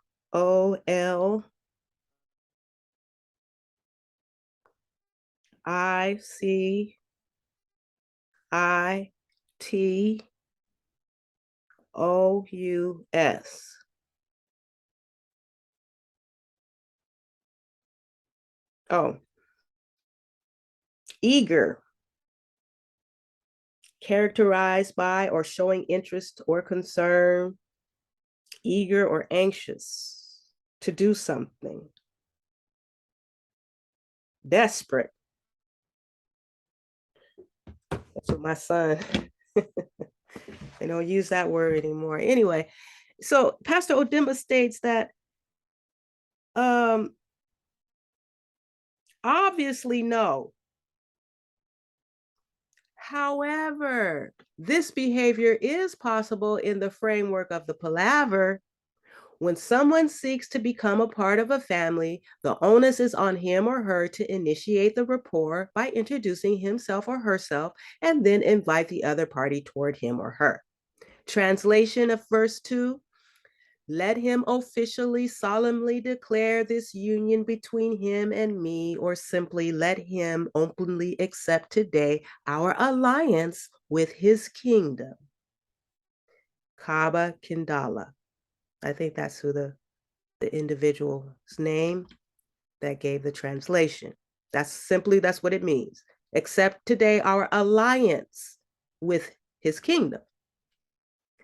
Very different from what, when we were reading it, let him kiss me with the kisses of his mouth, for your love is better than wine. We were like, ooh, Solomon.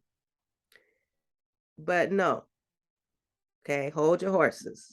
Let's look at this a little bit closer. Now, a close reading of the text indicates something diametrically different and opposed to what the real meaning is. Now, verse 3, chapter 1, your perfumes are sweet scented.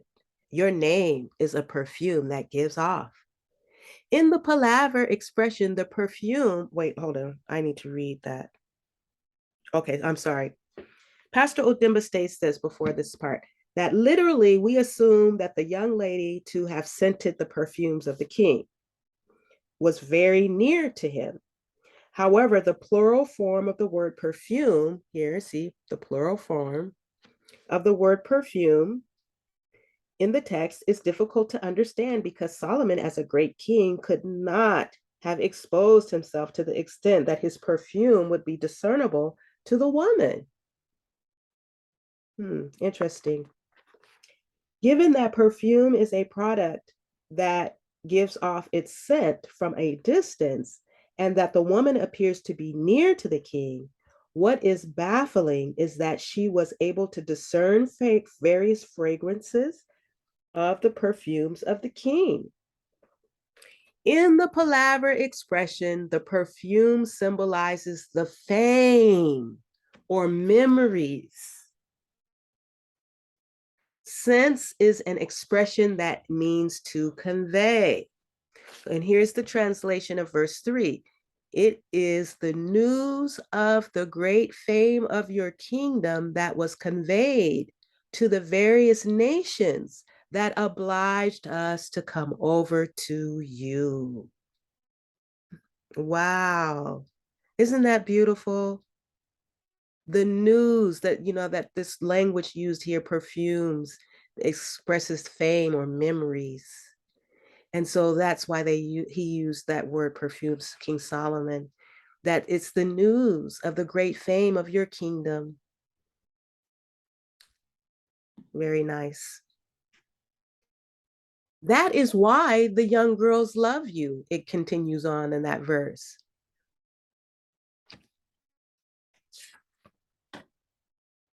In general, girls represent the forebears of a people in palaver language. This word also stands for the custodians of tradition. So this is why the young girls love you, or this is why the elders or the custodians of tradition love you. The translation, this is why the ancestors of our kingdom were interested to meet you. Verse 4.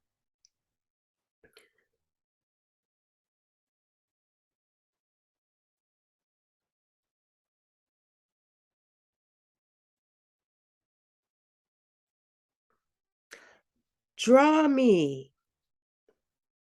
We will run after you. The king has brought me into his chambers. Now, let us note that, Pastor, I'm going to read from the book. It says that, let us note that it is not allowed to run in the royal courtyard, let alone with the king during that era. A woman could therefore not ask a king to run with her in the courtyard. In this passage, the two verbs take and show were conjugated as if the two actions took place in the course of the discussion.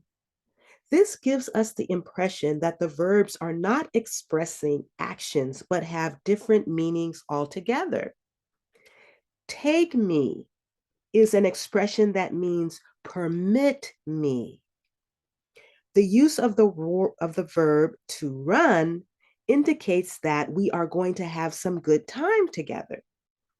The king is showing me around is an expression that means that the king has permitted me.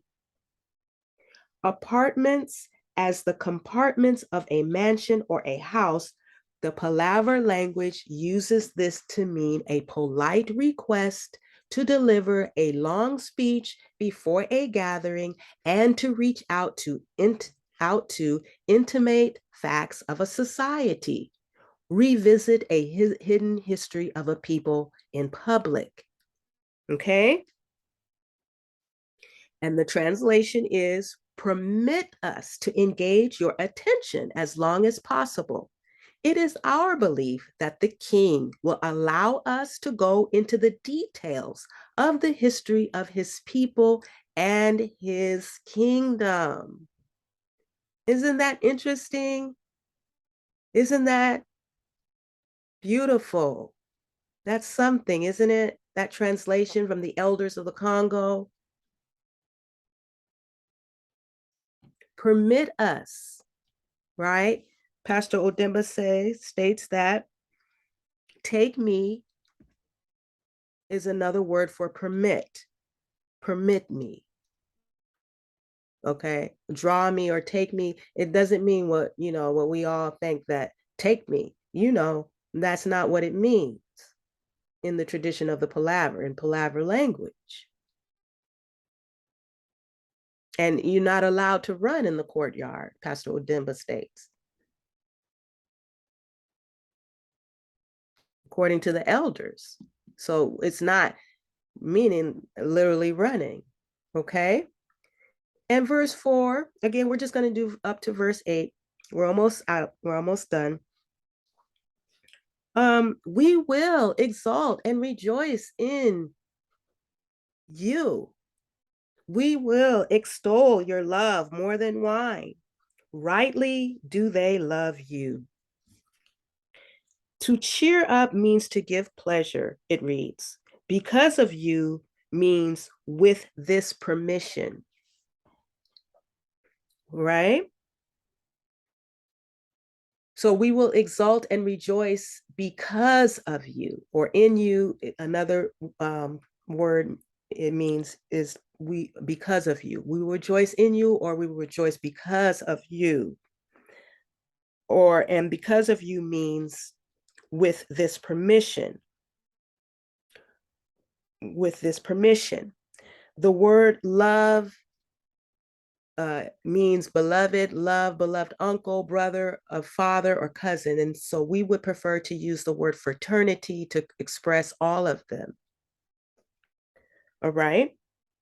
Now, the translation is verse 4 with this permission, we are going to engage your attention on an issue that will give the whole gathering pleasure, and your joy will transcend that of an intoxicated person.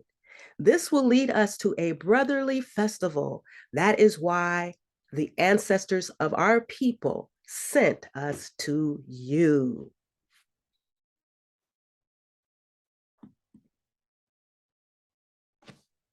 Okay, verse number 5. I am black and beautiful, O daughters of Jerusalem. Generally, in the palaver expression, one cannot introduce oneself until the other party gives authorization. It is obvious that she had permission to speak, and that was why she started introducing herself. As we pointed out earlier, in consonance with the norms of the palaver, the representative of the group that is desirous to become part of the other group must wear a veil and a female mask and should conduct herself as a woman that is seeking to win over a man. This person must then describe herself, her race, or her appearance so as to ask her interlocutor if he could find someone like that in the history of her people. We explained earlier that she was not the only one who was expected to wear the veil, but the two interlocutors were supposed to be covered so as to verify if they could identify each other through some peculiar signs. This is because each of them had to describe the other. Some African clans had some distinctive tattoos or certain peculiar marks on the teeth to distinguish them from others. Let us note that in ancient times, the ways of identifying a clan member are not those of today, such as blood tests or DNA. This approach of wearing the veil was considered as the most effective way of solving this kind of problem. We have also observed in this passage that this representative addressed herself to the girls and not to the king. I am Black and beautiful, O daughters of Jerusalem, correct. It is not logical for a woman who is attempting to court a man to talk to girls instead of the man himself. The word beautiful is not used in palaver expression to mean physical beauty. Considering the fact that beauty attracts, the word is used in this context to mean I am going to convince you or I am acceptable. If we should take it as palaver expression, we shall say it is because the elders of Israel were the only people competent to validate the acceptance of other people into the family of Jacob. And the translation is, we are the Black race and we are acceptable in your kingdom.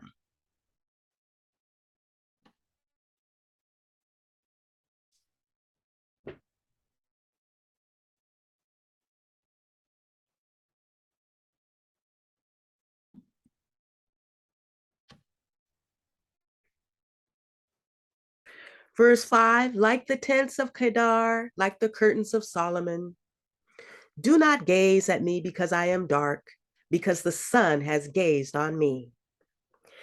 She says that she is like the tents of Kedar and as the curtains of Solomon. It is worthy of note that she uses the plural over here and not the singular. So tents and curtains. The Kedars, according to the Bible dictionary, Kedars were nomadic people who had black tents that they could never separate themselves from. They encamped near towns without mixing with the people of these towns.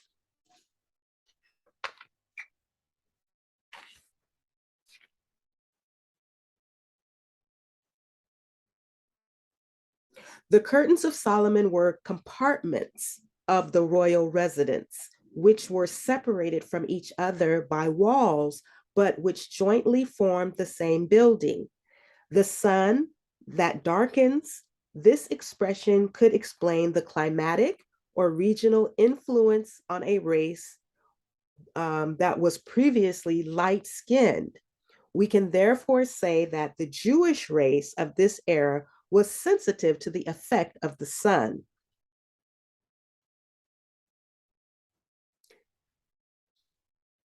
You know how sometimes, like our complexions are different in from those on the continent. Some of us from different regions of the diaspora, Black folk, we're lighter than those who have been in on the continent for generations because of the sun. I've been told, and in the community in African American, I'm considered dark skinned, but when Africans from the continent see me, they say I'm light skinned, and my complexion is like that of Nia Long. That's that around that her complexion, but I'm considered dark skinned. But Africans from the continent say that I'm light skinned. So the translation is this that The Kadars, it means that the Kadars they encamped near towns without mixing with the people of these towns. And the translation is this: as the Kedars who live separated from other people, as the curtains that make up the palace of Solomon are separated, one from the other by walls, so we are with you. We are the same people, but not separated from each other. Do not be surprised by the color of our skin. We live under the sun. Kaba and Akaho. Akaho.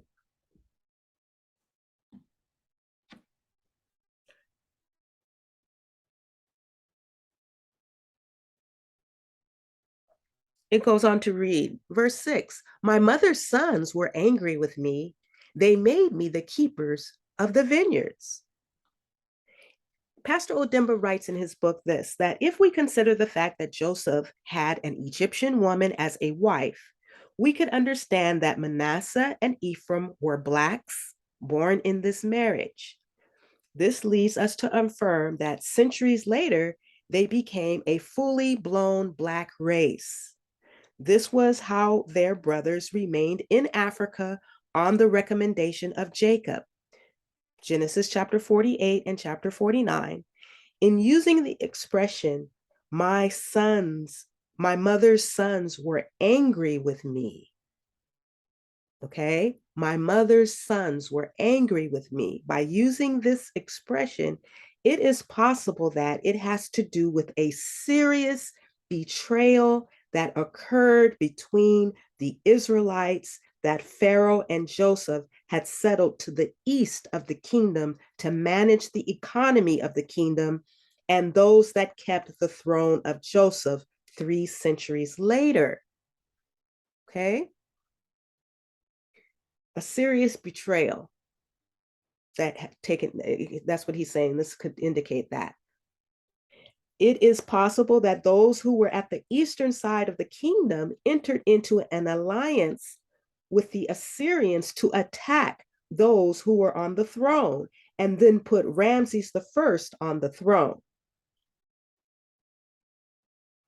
And you know how that is, how our people are even now, how some of us are siding with the Greco-Romans um, in politics and helping and strengthening their power and their reign. Even amongst our people today here in the diaspora and on the continent, colonialism by proxy, they call it in Africa. So this is not far-fetched, this analysis that Pastor Odemba is bringing forth, that it could be that the Israelites that were on the eastern side of the kingdom entered into alliance with the Assyrians to attack those who were on the throne, and then put Ramses the first on the throne, the Hamite Pharaoh. And it is also possible that there was an economic and political conflict between the two families. Those who went to settle in the south in Nubia, Ethiopia, and Kenya. Numbers chapter 15, verse 21. Paul, the apostle of Jesus, also stated in Acts chapter 7, verse 18 through 19, that until another king who had not known Joseph ruled over Egypt, he dealt craftily with our race and forced our ancestors to abandon their infants so that they would die. So we have to understand, what this looked like in real time. And Pastor Odemba is saying that this is possible, how it happened, how it looked like in real time, where the Pharaoh who knew not Joseph made laws and legislations to force the Israelites to abandon their infants. Now, it is not possible that, given their wealth, Pastor Odemba states this: it is not possible that, given their wealth, the Israelites put a descendant of Ramses on the throne of Joseph so that he would not demand the payment of tribute to the great throne. This king took advantage of the situation to declare war against those who remained in Upper Egypt in the name of his alliance with the other group. This was what prompted the separation of the two families until the time of David, who reestablished the link and symbolically sealed that in Israel by joining two pyramids as an indication of the union of the two Egyptian kingdoms. And that's where we have the Star of David. It's a symbol that indicates the union of the two Egyptian kingdoms.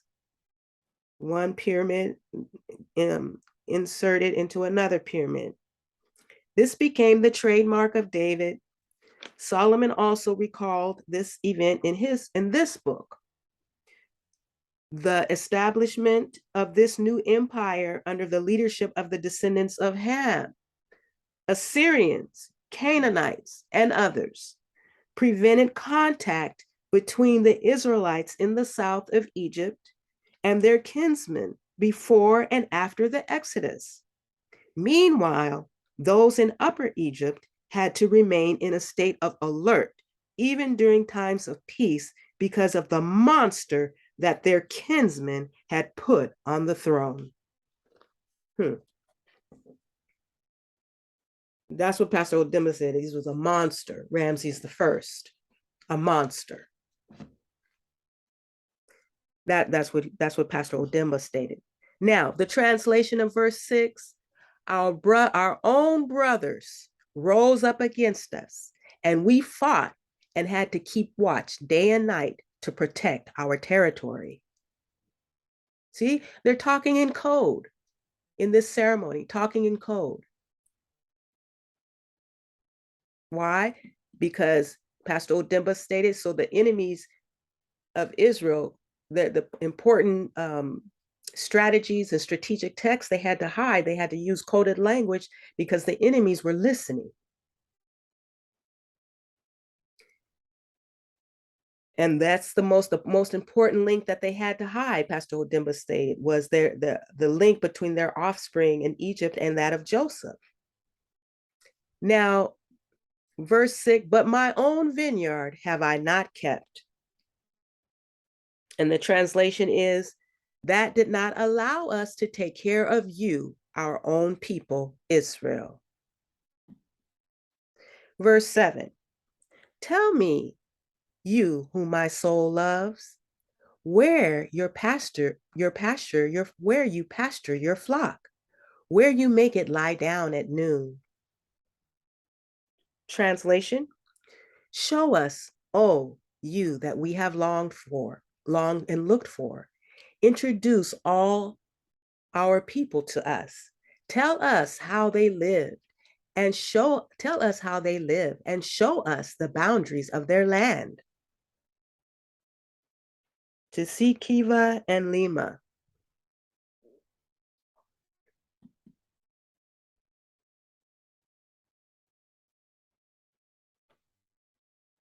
Verse 7, for why should I be like one who is veiled beside the flocks of your companions?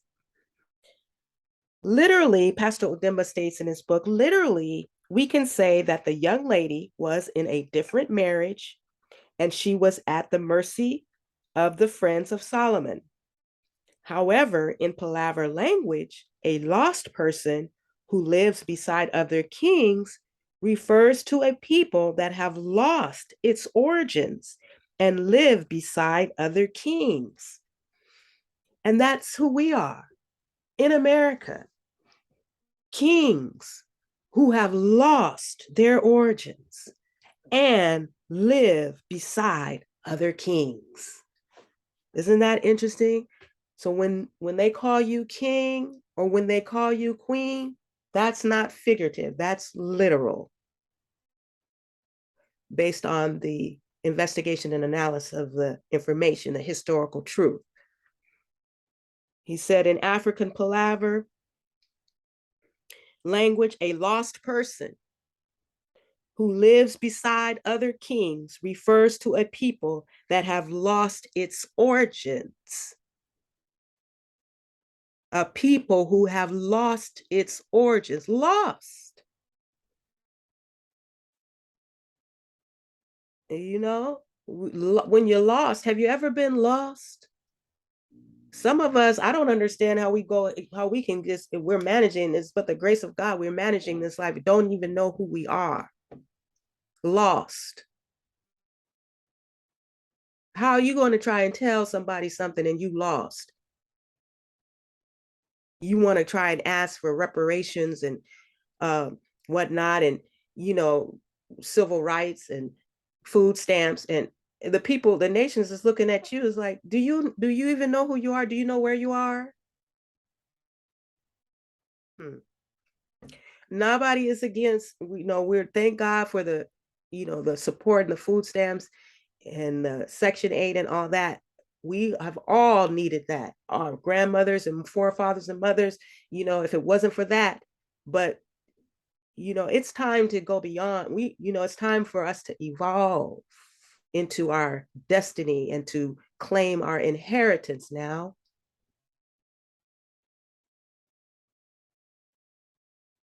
The translation, see, a lost person who lives beside other kings, but they have lost their origin, its origins. Forgot you, for you don't know how you got where you are. You wake up in America, born, go into these so-called schools and whatnot. Where am I? Who do you say I am? And you start read what? Where are we from? We're slaves. Okay. What about before we were enslaved? And it's just we've lost our origin. So in the translation, it says, why should we be like people who are lost, separated from you and living beside other kings? Okay, we don't want to be likened to a tree without roots, a lost people. And in verse 8, this is the final verse that we're going to read today.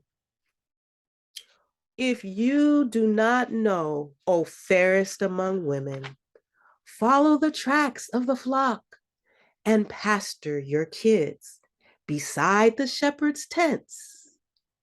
It's coded language, y'all. Pastor Odemba states this: if we should relate this response of Solomon to the theme on which he addressed himself to the woman, we shall find ourselves in difficulty to explain what he refers to as sheep, kids, and the dwellings of shepherds in the plural. Mm-hmm. In this case, the expressions will be difficult to explain, and we run the risk of having a problem with the comprehension of the text, right?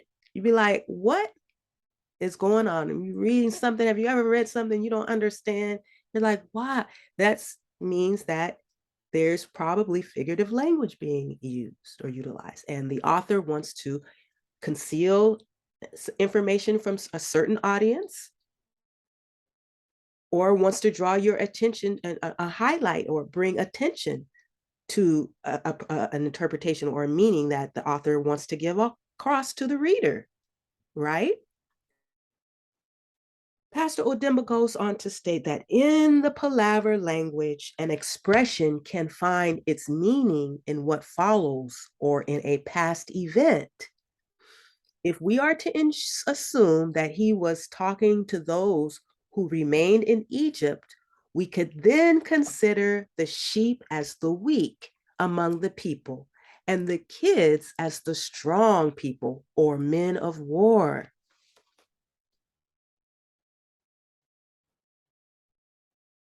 The expression dwellings of the sheep, I'm reading now from the text, the expression dwellings of the shepherd could also be explained in the sense that the kingdom of Israel is composed of 12 tribes, and each of them had a chief who was the shepherd of the tribe, and a courtyard or an internal organization. In fact, one could not imagine the creation of a 13th tribe. This is why Solomon asked the Shunammite to come and join and distribute her people into the various existing tribes. Okay? And so the translation reads this: if you do not know, O you who constitute the better part of our people, our desire is that you could join us, that your large and small tribes get associated with the various tribes in our kingdom. All right? That's what that means in palaver, in the Semitic literary genre of the Black people. Okay? All right. So we're going to read verse 9. It says, I compare you, my love, to a mare among Pharaoh's chariots. What do you think? But when we, before we, I post the next discussion, think about this verse. I compare you, my love. I compare you, my love, to a mare among Pharaoh's chariots. What do you think the translation is? Is this explaining a courtship situation between a man and a woman? Think about that. And when we come back in the next discussion, we'll see if your interpretation or your analysis is correct. That's going to conclude our discussion for today. And we thank you for staying tuned. And I hope you were enlightened. And I hope you learned something in the sharing of these notes. And I will leave you with this final word from King Solomon when he stated this: how much better is it to get wisdom than gold, and to get understanding rather to be chosen than silver. Peace and blessings to all who love the truth. And Jesus said, ye shall know the truth, and the truth shall make you free. Thank you for your time. Happy studying. Love you.